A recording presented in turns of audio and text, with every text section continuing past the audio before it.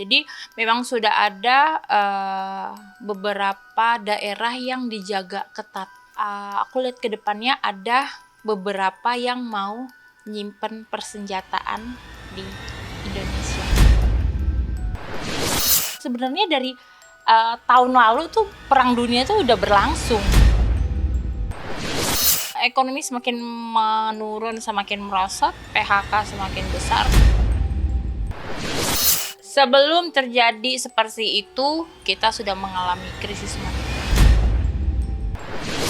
Ada wabah baru, itu pasti ada wabah baru.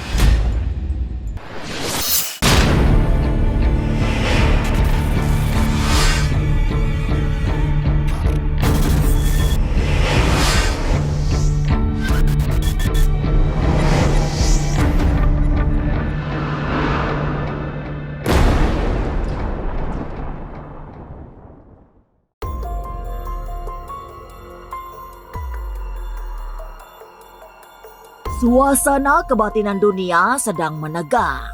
Hati-hati memasuki bulan Mei, persiapkan diri menghadapi segala kemungkinan. Apalagi setelah memasuki pertengahan tahun nanti, akan ada hantaman krisis moneter yang sangat berat. Krisis terjadi sebagai imbas perang dunia yang saat ini sudah mulai terjadi. Diawali dengan perang dagang antara Amerika melawan China. Bagi Indonesia, dampak perang tidak dirasakan secara langsung, tapi justru menggerogoti lewat krisis ekonomi. Teropong batin Caca Caroline memberi gambaran krisis yang berat membuat hidup makin sulit. PHK makin menggila, sementara rupiah tambah tak berdaya. Lantas, apa yang harus dilakukan? Sampai kapan krisis akan terjadi? Jangan dulu berlalu. Masih akan banyak keganjilan terjadi di sini. Dan jangan lupa subscribe, like, share, dan komen agar tak ada yang terasa ganjil di sekitar Anda.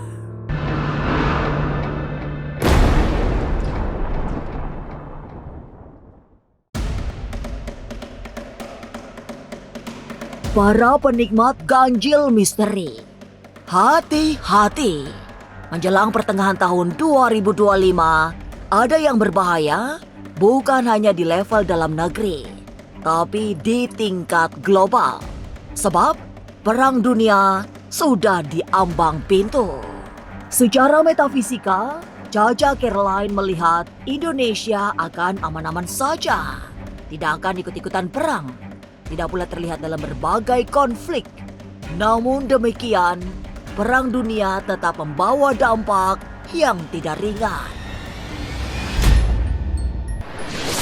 Imbas paling merisaukan dalam teropong batin Caca adalah terjadinya krisis ekonomi yang sangat berat. Indonesia tidak tidak terkena dampak kayak serangan segala macam, tidak. Tapi Indonesia kena dampaknya secara perekonomian dan perdagangan itu akan krisis nanti. Yes, ada krismon. Dan kalau ada yang bilang Indonesia ikut-ikutan perang dunia, tidak. Indonesia ini pemimpinnya cukup netral dan bisa dibilang beberapa kepala negaranya itu punya hubungan baik dengan presiden kita. Jadi bisa aku pastikan aman, Indonesia aman. Cuma kalau tempat lalu lalangnya mereka itu ada. Penglihatan metafisika yang tak kalah membuat gondah adalah tanda-tanda Indonesia menjadi tempat menyimpan senjata yang membuat perang makin garang. Saat ini pun Indonesia sudah siaga, terutama menjaga sejumlah wilayah yang rawan disusupi pihak luar. Jadi memang sudah ada beberapa daerah yang dijaga ketat agar tidak ada yang masuk tanpa izin. Karena kan aku lihat ke depannya ada beberapa yang mau nyimpen persenjataan di Indonesia. Ya, perang itu tadi. Jadi karena mereka cuma lalu lalang, numpang nyimpen alat-alat tersebut, tapi Indonesia tidak terkena dampak serangan tersebut. Tapi apa sejatinya pemicu terjadinya perang dunia? Mungkinkah sengketa wilayah? Atau ada kepentingan-kepentingan lain? Perselisihan antara anggota NATO, ya ada perselisihan, terus perang dagang juga salah satunya. Lebih ke perselisihan antara anggota NATO aja sih.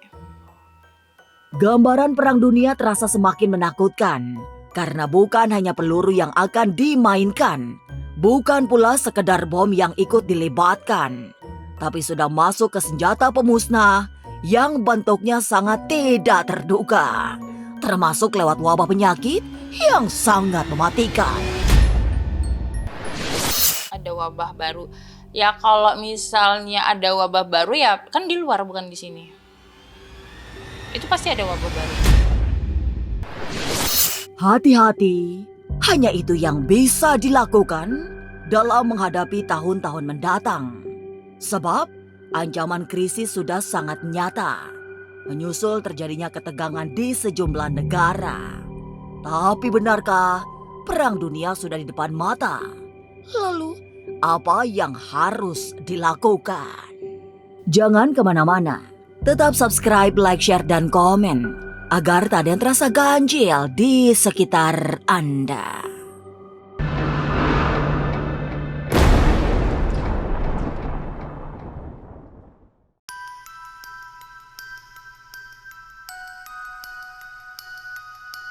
Perang sesungguhnya bukan belum datang.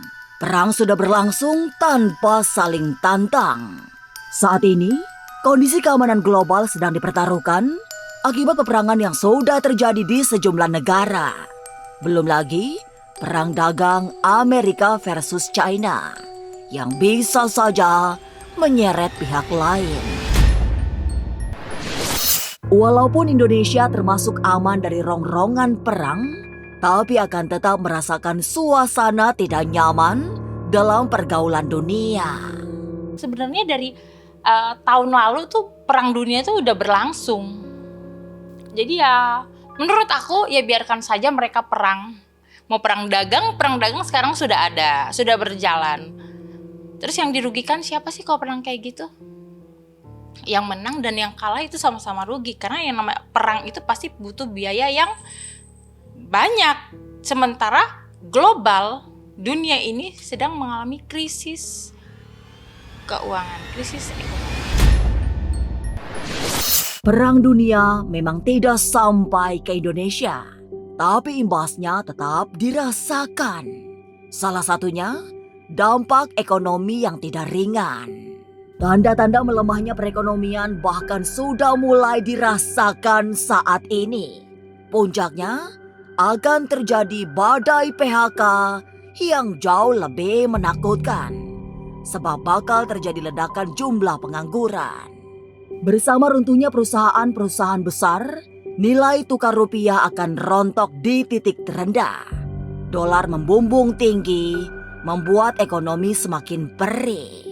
Ekonomi semakin menurun, semakin merosot, PHK semakin besar. Nggak cuma di Indonesia ya, di luar negeri juga. Jadi banyak nanti beberapa perusahaan-perusahaan ternama itu gulung tikar. Sebelum terjadi seperti itu, kita sudah mengalami krisis moneter terlebih dahulu. Indonesia jadi tidak ada harganya mata uangnya karena terjadi permasalahan di luar. Dolar semakin naik. Kenyataannya, hidup memang sudah lebih berat dibanding tahun-tahun sebelumnya. Krisis moneter belum benar-benar datang, tapi beban kehidupan melanda tanpa menunggu krisis membelenggu. Saat ini, hingga pertengahan tahun nanti, yang terbaik bisa dilakukan ialah hati-hati, termasuk dalam membelanjakan setiap rupiah. Sebab, segala kemungkinan buruk bisa saja terjadi. Jadi kita harus survive, kita harus benar-benar bisa nyimpen uang yang baik. Jadi sekarang memang upgrade diri lah di tengah di tengah ekonomi yang semakin menurun. Tetap be positif, jangan putus berdoa, tetap berusaha. Karena ketika kamu cuma berdoa tapi kamu tidak berusaha, kamu tidak akan jadi apa-apa. Memasuki bulan Mei memang sudah semestinya berhati-hati. Sebab Mei seperti memberi trauma berat bagi bangsa ini. Tapi yang jauh lebih menakutkan ialah ancaman perang dunia yang bisa saja membawa dampak bagi Indonesia. Termasuk krisis ekonomi yang membuat hidup makin sulit. Jadi mari berdoa. Semoga kita semua selalu mendapat perlindungan Tuhan. Inilah Ganjil yang akan menguak berbagai misteri di alam nyata dan tak kasat mata. Sampai jumpa pada episode selanjutnya dengan kisah-kisah ganjil setiap hari Senin, Kamis, dan Jumat pukul 5 sore. Tapi sebelumnya, jangan lupa subscribe, like, share, dan komen agar tak ada yang terasa ganjil di sekitar Anda.